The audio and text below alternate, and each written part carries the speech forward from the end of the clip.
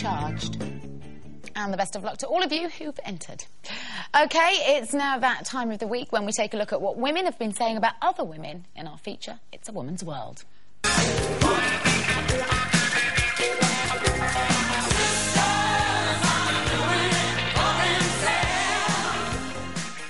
First up, actress Rosamund Pike has been recalling a road trip she took across America when she used her womanly charms to get out of a tricky situation.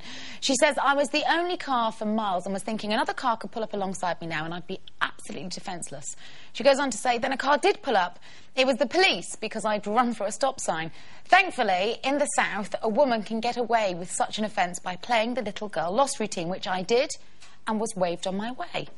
So, girls, what do we think? Is it lame when women play the helpless card to their advantage, or do you say more power to them? Absolutely not. Use it when you can, completely. I did actually recently, I said I'd been on holiday, and I went in the car to France in the summer, and I was at the end of a long driving day nearing my destination where my foot had slightly slipped a wee bit hard on the accelerator. I was going rather too fast, and suddenly... You were speeding? I was speeding, OK. We don't advocate that, of course, no, on this programme, and I'm not. sincerely sorry for it, and frankly hadn't realised how fast I was going. Suddenly saw this gendarme in my mirror, thought, oh no, pulled over. And I turned it on, and what I turned on was... I didn't cry or anything, but what I turned on was that how terribly sorry I was, and it was so awful, and really? And acted slightly stupid. So you didn't cry? No, I didn't cry, but I did. But I also tried to do it all in French, so I was sort of trying the je suis très désolé, monsieur, you know, doing all of this. And in the end, they let me off quite lightly. I mean, I did have to pay a fine, and rightly so, because I did wrong.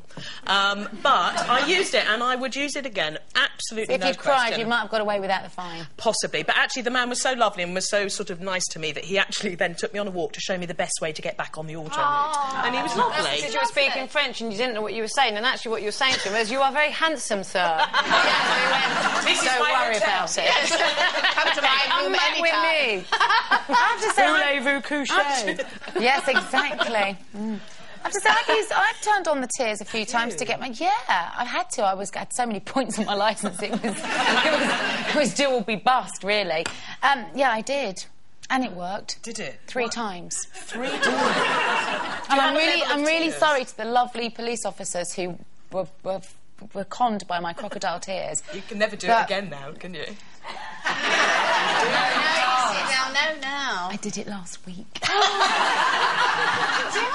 I got caught on my phone. I wasn't on the phone. I had my headpiece in and I got pulled over, and the guy goes, you know, you're not supposed to be on the phone. I said, look, I'm switched on. My light was flashing, just like his. You know, it all was good. And he said, yes, but you're driving along and I'm watching you and I've got the phone in my hand gesticulating. He said, so what's the point of a hands-free if your hands are full with the phone? Quite right. Fair point. Yes. So then I was... just dropped my son at nursery for the first time, and I just got on the phone to the nursery, and I'm so sorry. And he let me off on my way with a very strict talking to, only because 2 students turned up. You couldn't write this stuff. 2 students, one with a megaphone, one with a board, like a sandwich board, that said... Release Kate Thornton. Fight for justice. And they stood, as he's telling me off, and I'm thinking, I've got off with this. This kid comes over and goes into the policeman's face, fight for justice! Fight for justice! With his mate just stood there like a wet blanket with his board on, outside the Tube in Covent Garden. So I was waved on my way, probably because they saved the moment with sheer embarrassment. So I think it's pathetic. I do, honestly, I do. For girls to suddenly go, oh, sorry, officer. I go completely the opposite way. If I get told off, I hate being told off.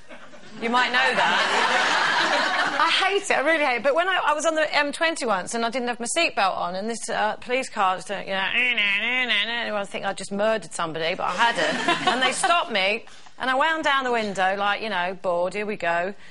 And they looked in, and I was in a hire car, right? So, you know, most hire cars are not that obvious. This one was a car that was very obvious. It had a massive orange sticker all the way down the side that said easycart.com, because I used to hire cars when I didn't have a car. Anyway, so I wound the window down and looked at him, and he went, is this your car, miss? So I went like that. I put my hand out the window, I went, have a guess. Yeah, straight away. straight away, he's like, right, that's it. Tick, tick, tick, tick, tick, tick. And then he started going around kicking my tyres and checking everything, trying to get me on something else. They weren't even my car. Yeah, bad attitude. For that. The only time I had that, well, not the only time, actually, I'm lying, but one of the times was when I was in Corrie, I was going to work really early at 6 o'clock in the morning down this motorway, and I was doing a little bit over the limit, and it was just him and me, lights behind, never been stopped before. I was really frightened, and he came up and I heard him, and he opened the door and he went, Maureen, hello, how are you? And then he went round, got into the seat by the side of me, and 2 hours sat there telling me his life story, maybe 2.5 hours late for work. I got in trouble at work. It was really sweet. I nearly married him, actually. At least you didn't cry. No, I didn't cry. No. OK, well, whatever works is what I say. Next, star of MTV teen show The City, Whitney Port, has revealed that she and her co-star and roommate Roxy Olin have spent so much time together, they've become more like one another. She says, at the beginning, we were so different, but now we've picked up on each other's vibe. It's like osmosis. I'm absorbing her personality. So, have you ever started to pick up girlfriends' traits after spending kind of lots of time in their company? I have. Yeah, I've got my little group of the Ealing Four, and one of them is my sister, and we certainly over the years, obviously, because it's been a lot of years that we spent together, we do now, sometimes if we meet to go out, we'll turn up and we'll have virtually identical clothes on, and it's really embarrassing. And you think, we can't go into a party or something dressed like this. Do you not phone each other up and check? Well, no. That's what girls do, isn't it? No, not when you just don't and expect they're not crying. And then I turn on the tears and make her go home and change, obviously. But the other girls I do, and I do pick up, I think when you've spent a lot of time with people, hopefully you pick up good traits, and you might look at clothes or you might look at the way they deal with certain situations, and I think that's quite nice. I also do, one of them is very much a northerner, and I do tend to go very northern when she's there. And I can't help that, and I will immediately start going, all right, love, for no reason at all. I do that. It's bad, it's bad. And I do start talking like a Mancunian. I can't help it. I can't help it. I had an ex-boyfriend like that, and it didn't matter who he was on the phone to, he would become them.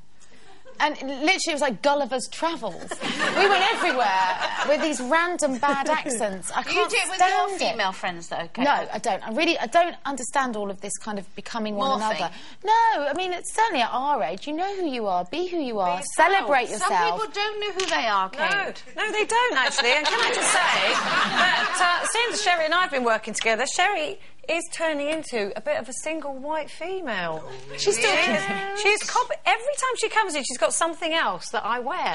Like last week, she came in with ripped jeans on. And I said, oh, they're nice. Today she's coming with my belt on.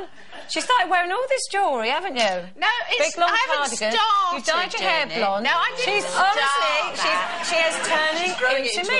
And I'm very, very pleased. Would you like to be like Carol, Sherrie? Yeah, but she's morphed into me because she's now sweet and gentle and nice.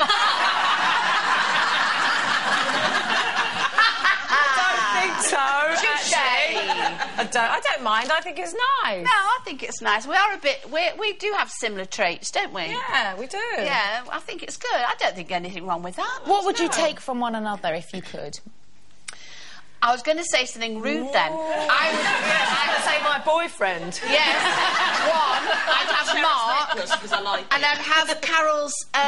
what's the other word for it? Like... feistiness, that's it. I'd have her... You know what I was going to say. I know what you were going to say. So I'd have that kind of... get out there. I'd really love to be like Sherrie in that sometimes I'd really love not to have a clue what's going on.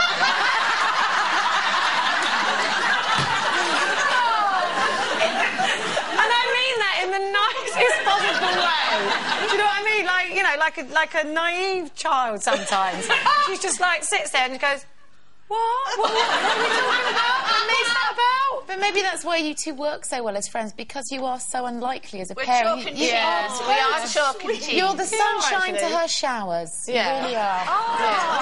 Yeah. You're like our And the sunshine Aunt to We used to hate each other, didn't we? Did we?